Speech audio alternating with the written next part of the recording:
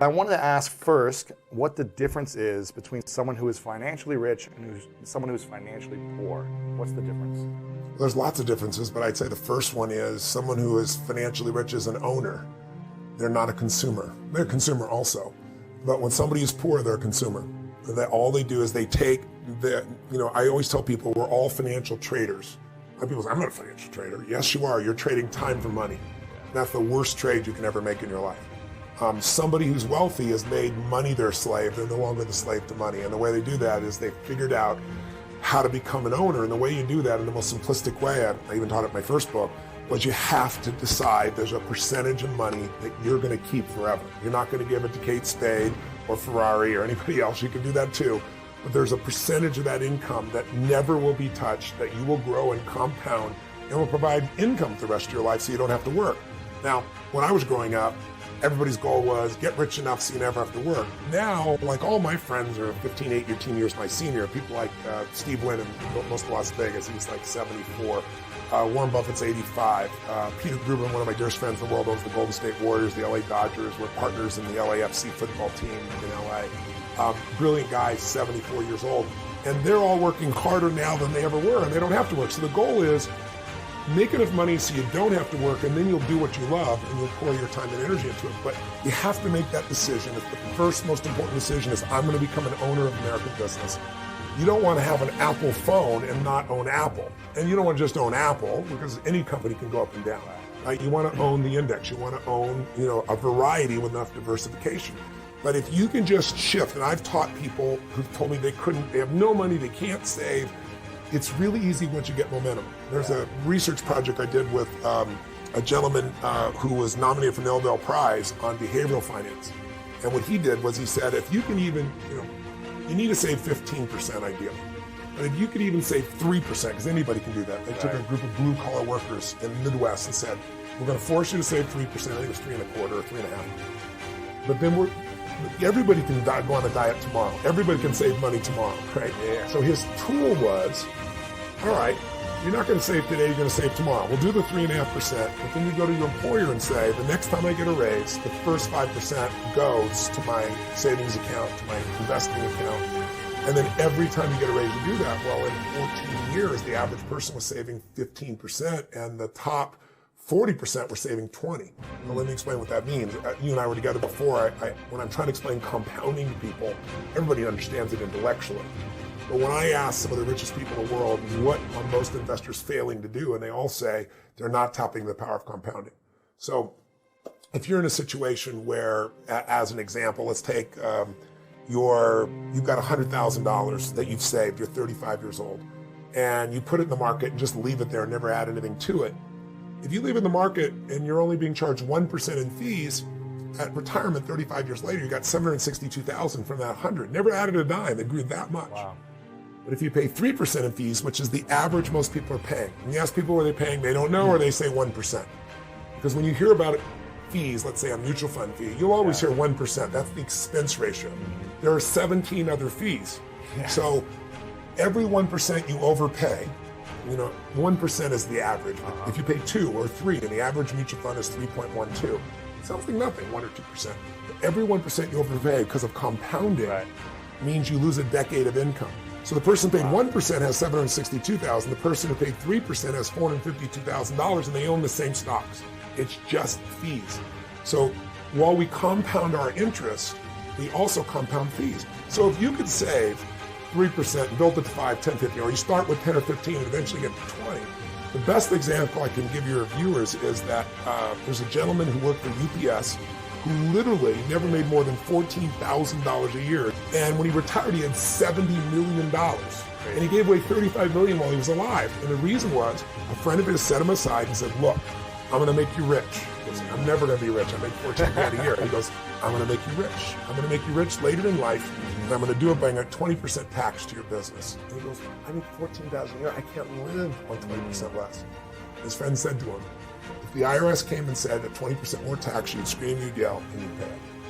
And he said, but we're going to pay it for you. And that 20% compounded generated $70 million. So for the people that are at home, the sooner you start, the better off you are, because compounding does it. I've got an example in the book of a guy that starts at 19. He puts aside $300 a month. He stops at 27. So he does it for 8 years.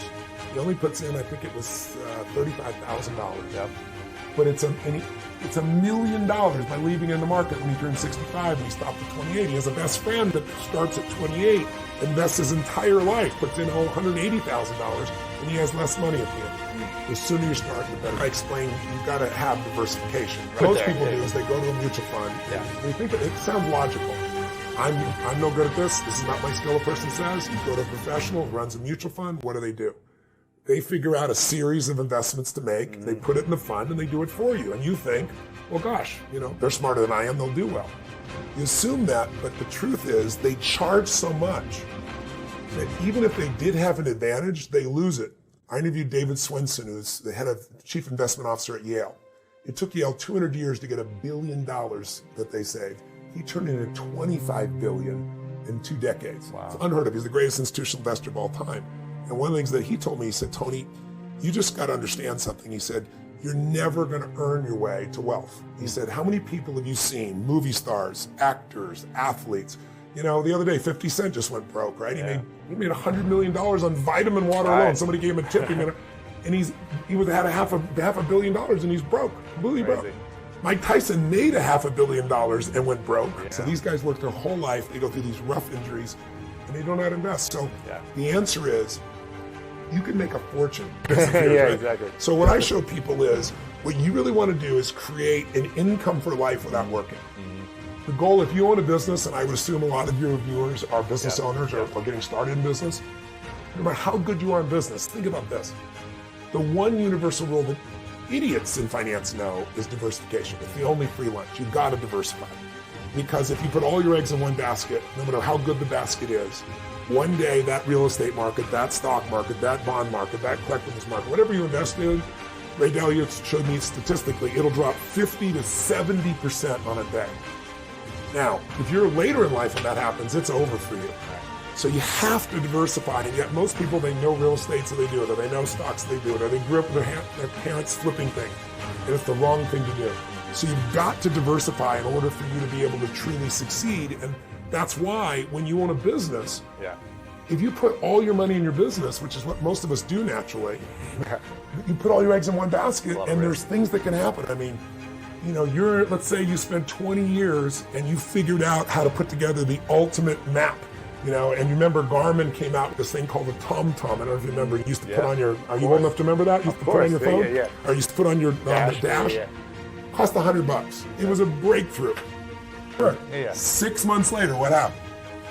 The iPhone came out with Google Maps. These little bastards, excuse my French, came out with it, put Google Maps, put their own map on here, and it costs how much? $0. What's it going to do to your business when someone takes your product or service and gives it away for free? So I always tell people, competition happens, technology happens. What you must do is have a second business with no moving parts, no people, no time. Maybe it takes you 2-3 days a year for 2 or 3 hours after you've read the book. You put it in place and you measure it 2 or 3 times a year. That's it. Go on with your life. Now, if there's a trouble in your business, you're financially set. In my life, have 31 companies now. We have, what do we have? 1,200 employees, 7 different industries. We do $5 billion in sales. I mean, that used to be, me and my seminar business. It's grown geometrically. Wow. But with all those moving parts, the only way I've been able to succeed is because I've taken every one of those businesses and I've diversified my assets so that when things were in trouble, I still have enough economics to take care of myself and keep the business going. So everybody needs to create a money machine that works while you sleep, that doesn't have moving parts, and that's what this is really about. So how do we invest without fear of, oh, it's going down, I need to take it out, or like trying to time it? How do we do that? We all know winter's coming, right, to coin a phrase. But that winter is the best time on earth. I know that's counterintuitive, and I don't mean like being a positive thinker. I mean pure facts. Why do people not invest? They're afraid of failing. Paying off your debt's not enough. You've got to become an owner, or you're always going to be in that place. So yes, pay off your debt, but here's what you need to know. You got to become an owner. You got to get in the game, but you got to understand the rules of the game. You don't know the rules of the game. The old phrase is, when a person with experience meets a person with money. We know the phrase, person with money ends up with the experience. The person with experience ends up with your money, right? Yeah. So I teach people the rules of the game so they don't get screwed. But the most important thing is this. Winter's coming, but people react. You don't need to panic. Corrections happen all the time, but you need a strategy that when markets go up and down, you don't go up and down. Everyone's afraid of the crash. So here's what you need to know, 2 terms you should understand. Correction versus crash. Anytime the market drops from its high by 10% or more up to 20, it's called a correction. If it drops 20% or more up to 80%, like in the Great Depression, then it's called a crash or called a bear market. Okay. So how often does a correction happen? How often do we have to be prepared for it? Since 1900, we've had a correction on average every year. So when is winter coming? This year on average. Every It's year. like, how often does winter come? You wouldn't be surprised if it stormed and rained. Now, some winters are long, some are short, some are harsh, some are light, but winter always comes. So I wasn't panicked when this happened last year. I'm not panicked whenever it happens because I know it's supposed to be. How long does it last? Average. So all this fear, and what people do is what you said you did, is they see it, it's freaking out, I'm losing money, I'm the hell out of here, and they get out. The stock market never took a dime from anybody, only you can take it from it. You sold, that's why you lost. Right? So if you look back and say, what was it like in 2008? I can remember vividly being with my platinum partners and saying, you see these $80 stocks? This is 6 months before the crash. I told them in April, I brought them to Dubai, and I said, these stocks are going to go to 8, and some are going to go to $1. Wow. And by October, and I told them what to do, so they were able to get out. October, I go on the Today Show in October of 2008, and they go, Tony, there's been $3 trillion meltdown. Pump the country up. You got 4 minutes. And I said, I'd be a lie. I'm not going to pump up. At that point, the $80 stocks were 8. I said, some of those, I said, I'm not a market forecaster, but I work with Paul Tudor Jones, one of the greatest investors in the history of the world. In the biggest market crash in history, 1987, he made 200%. When everybody else was losing their entire life. I've been coaching him continuously now for 24 years, every single day. So I said, I work with the best in the world, and they're telling me based on history in the 30s and history in the 70s, this $8 stock, some are going to be $1. And I remember the day in March of 2009, Citibank, which had been, I think, $70, sold for 97 cents. You could go and take your money out of the ATM. It costs you more to take your money out than to own the bank, right? And then I told people it'll jump from 99 cents to $6, $10, $12 in a month or two, and it's exactly what it did, right? So what you got to know is corrections happen every year. You got another couple of months. You got to know it's 14%, and you won't lose because 80% of the time it doesn't go to a bear. Now, what about the bear? The bear market, that's a scary thing. But it is the greatest opportunity in your lifetime to go from wherever you are financially to where you want to be. If you want to leapfrog and you're a millennial and you think there's no future, or you're, a baby boomer and you think you're too old and it's too late, the greatest gift you have is, I know it doesn't sound like it, this is not positive thinking bullshit, this is the truth. Wall Street, the stock market is the only place that when things go on sale, people freak out. If I said, you like Ferraris? Sure. If I said to you, Ferraris go on sale for 50% off. Awesome. But when I tell you Apple's on sale for 50% off, you go, oh, what am I going to do here? What's wrong? The whole world's coming to an end. If you think about it, how old are you? 33. 33. So let's assume if you were 35 and you lived to 85, you got 50, 52 years ahead of you. That means you have 52 more corrections to live through. Right. That means you're probably in those 50 years going to have 10 more bear markets to live through. If you're going to have a gut checks every time or you're going to leave out of it, if you didn't participate because you thought, oh, the market's too volatile, I can't trust it, all that stuff, you missed 250% return in the last 8 years. I mean, you missed out on everything while you're waiting for things to be better. And if you won't do it when it's like this, when it crashes, you're not going to get in. So here's the good news about the bear. The good news about the bear, average ones a year. Could be longer, but that's the average. It could be shorter. But here's what's cool. Every single bear market in the history of the United States has led to a bull market. Meaning right afterwards. So 2008 is plummeting. What happened in 2009? Up 67% in a year. I can show you every single bear market, and the next year when it comes out, it's this explosion. Now that's not true in every market in the world. It's true for 2 centuries in the United States. So that's why Warren Buffett says, I want to be greedy when people are afraid. And I want to be afraid when people are greedy. If you remember 2008, he was telling everybody, buy. He was having the time of his life. Buy, everything's on sale. So what you have to do to become unshakable is turn, the metaphor I use is turn the snake into the rope, meaning We all know the story. It's the middle of the night. You're walking through the yard or someplace and you see a snake and you're freaked out. You pull back, you come in the morning and it's a rope. Once you know it's a rope, you're never afraid again. Yeah. I want to take for people investing and show them how to turn that snake into the rope it really is. And I'll tell you one final stat on all this. People always say, and you started to bring it up, timing. How do I time it? Like right now, things are too expensive. I want to wait. People have been saying that for 8 years. Is there going to be a correction? Yes. But when it corrects, you want to invest again. You'll get dollar cost averaging. If you paid a little too much here, you'll paying less here. It'll bring the average price to a reasonable place. It's going to allow you to succeed. But here's what people need to know about timing. If you are not in the market, it's the most dangerous thing. This is so counterintuitive. So JP Morgan did a study and also Schwab did a separate study, 20-year studies. In the last 20 years, to give you an idea, the average S&P 500, that index has produced 8.2%. Over 30 years, it was 10.28. In the last 20 years, a little bit less. Still great. You double your money, roughly you're in a position where you double your money a little more than every, what is it now, 7.2, so it'd be like a little more than 10 years. But here's what they found out. If you miss the 10 best trading days in 20 years, because you're trying to time the market and you're not in it during one of those days, you went from 8.2% return over that period per annum, per year. It dropped down almost half, 4.5. What are the chances of you knowing the best 10 days to trade in 20 years? None, right? Warren Buffett said, market timers and market forecasters are only there to make fortune tellers look good because no one can do it successfully. Even if they do it for a while, it doesn't last. It's luck. Jack Bogle told me he started Vanguard, $3 trillion company. He said, we took gorillas, 1,000 in a room, and had them flip coins. And he said, how many times it got heads, how many got tails? Just gorillas flipping them randomly. And he said, one gorilla in that set of those turns flipped heads 21 times in a row. Now, when you look at that and see all these gorillas doing it, you look at it and say, what a lucky gorilla.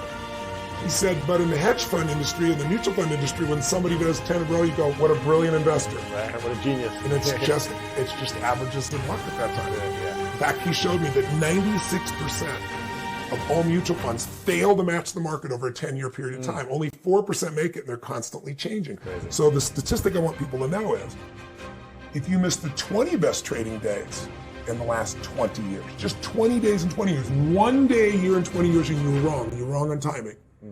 Your 8.2 doesn't drop to 4.5, it drops to 2%. You might as well have been owning a bond and have no and have no risk. Right.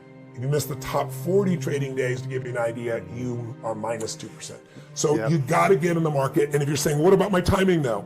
Study was done by Schwab. If you got the perfect timing for the year, the right day, the best possible day to buy, some people, the worst day, someone else dollar cost averages, just keeps spending the same amount every month regardless of prices, and somebody stays in cash. Who has the worst return? Cash. You get nothing for cash. Gotcha. The guy who was the best had the best timing. Got it. The guy that was the worst, the guy that dollar cost average and the one that was on the worst day were almost identical, but after 7 years, there was only a $20,000 difference in accumulated assets between the worst day and the best day.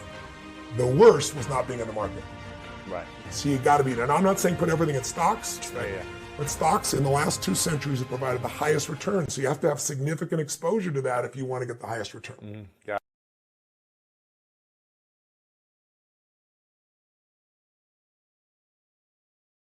Do not forget to click the like button, leave your comments below, share the video, and if you've not yet subscribed, subscribe to the channel to join the community for more interesting contents.